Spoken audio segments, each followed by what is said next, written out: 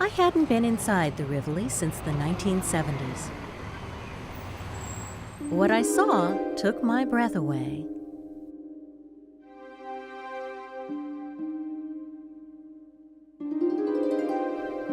The Rivoli got its start in 1927, when it was built by Universal Studios for what was the then considerable sum of $250,000.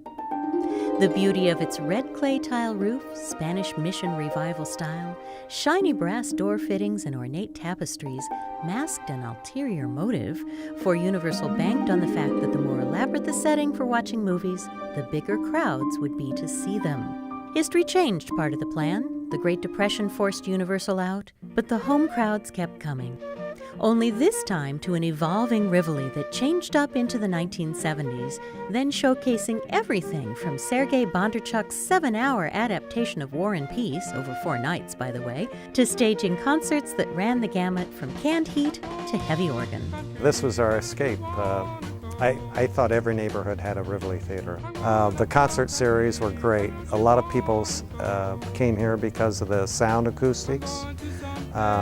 There's not a bad seat in this hall. There's no posts. It's all clear sight. So it's a great venue. In 1974, movie legend Gloria Swanson slogged through a blizzard on the day after Thanksgiving to make a special appearance before a standing room only crowd. I was there when Miss Swanson told us about how her Swedish-American father always reminded her that life is 5% inspiration and 95% perspiration. I thought of that speech today. The Rivoli is now in desperate need of that 95% perspiration. It's already gotten its 5% inspiration from a group called the Rivoli Center for the Performing Arts. A realistic timetable for restoration of the theater makes it a 3 to 5 year project, with each step carefully planned along the way and all the funding needed still a work in progress. But a daunting step number 1 is already underway. Replace, not repair, but replace the entire roof. That will include removal of the marquee to be stored and rehabbed at a later date.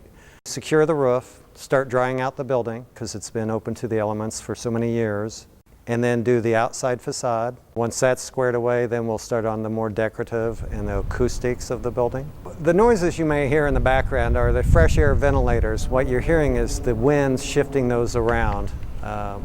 So it kind of sounds like tugboats in the harbor. It's a very large project. There's 17,000 square foot to the building. It measures 175 by 100. We've acquired some property for parking. We have a guarantee that once the building's up and running, that we'll have an organ, a pipe organ, put back in the building. So that's one incentive to get this project underway. And underway it is, for according to Jim, the timing has never been better.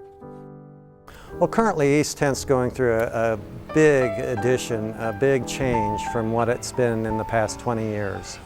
The NFL has put forth a lot of money. The East 10th Street Association has put forth a lot of effort and money. With all that effort, they're moving toward the Rivoli Theater. The Rivoli offers a whole lot of entertainment. Currently, there is not much entertainment on 10th Street. We want this to be the place to come. The projectors sat, well, one of them sat here and one sat here. Correct. So if you had a full-length film, Yeah. it might come in several rolls. Here's the bins. Oh, yeah. So the film, we start out with one, put it in this projector, and then he would go ahead and load number 2. So as the film's going, if you remember, there was every now and then you would see a green or orange dot in the lower right-hand corner. Which meant get ready to shift over. Exactly. The revelation was when we went upstairs. Who would have imagined that this corner of the roof once housed a courtyard and apartments? As big a project as the theater restoration is going to be, are you going to restore the apartments as well?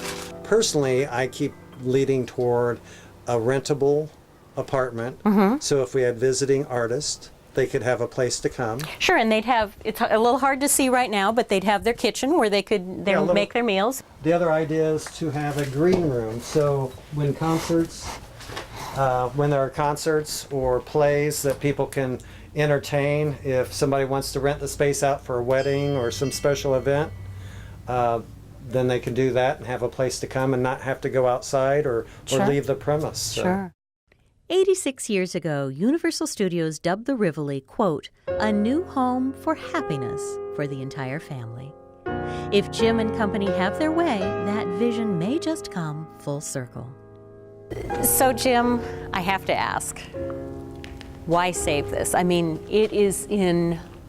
I cried when I first came in. I'm sorry, because I haven't been here since, 1973. This was glorious. Yes. It was a beautiful space, beautiful plaster, elegant seats, cast iron frames, I remember, beautiful upholstery, a huge screen, great detail, a domed ceiling with a beautiful motif around it and twinkly lights.